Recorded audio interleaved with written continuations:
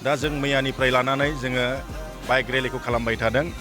मैया 18 तारिख सेप्तेम्बरमोन जोंनि निसिमायावहाय जों 7टा प्राइमारि कमिटिखौ लानानै जों मैया खालामजेनदों। बेवहाय 800निबो बारा बाइकार्सफ्रा मालि बिथानिफ्राय लानानै खुंग्रा जरासिम 7टा प्राइमारि बिसिटिसिनि सिङाव जेसेबांनाखि जोंनि UPPL खौ मोजां मोनग्रा भटार्स रायजो राजाफोर दं बिथांमोननिसिम जोंनि दुंब्रुद फोजाखांनाय जोंनि खावलायनायखौ जोङो बे बाइक रेलिनि गेजेरजों खालामदों, स्ल'गान साउटिंनि गेजेरजों खालामदों।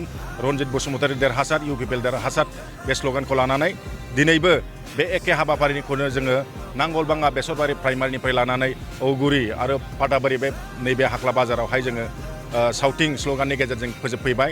दा निस्सय जोङो मिथिनो मोन्दों जोंनि UPPL गासैबो भटार्सफ्रा जोंनि UPPL दोलोखौ मोजां मोनग्रा रायजो राजाफ्रा निस्सय फोजाखांनायखौ मोनबाय, जांख्रिथाय बे मेसेजखौ मोनबाय आरो आसा खालामदों फैबाय थानाय 22 तारिखआव जे जोंनि इलेक्सन जानो थांगासिनो BTC आव बेवहाय निस्सय जोंनि UPPL खौ मोजां मोनग्रा सोद्रोमा भटार्स बिथांमोना गाजा गोमजायै थांनानै जोंनि गावबागाव पलिं स्टेशन भट सेन्टाराव ट्रेक्टरनि सावगारियाव भट थुगोन होननानै जोङो मिजिं खालामनो हायो।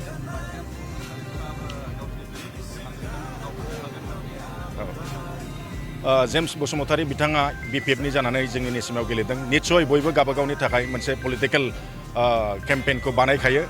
बेवहाय रावहाबो गोरोन्थि जाया जोंनि डेम'क्रेसि गणतन्त्र देशआव।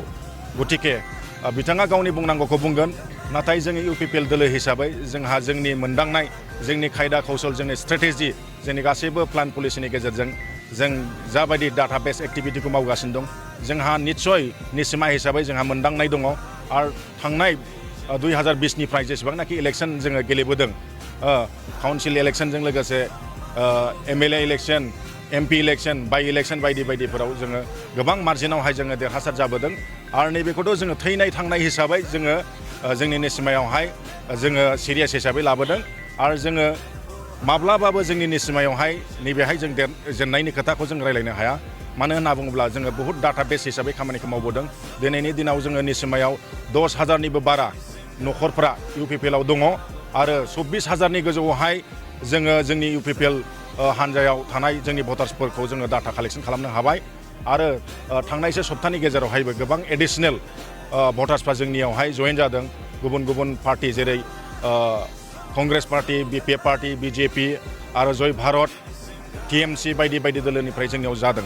गतिके जोंनियाव 25,000निबो बारा भटार्सफ्रा जोंनियाव दा दं। बेखौ जोङो डाटाबेस हिसाबै दिहुनना होनो हायो।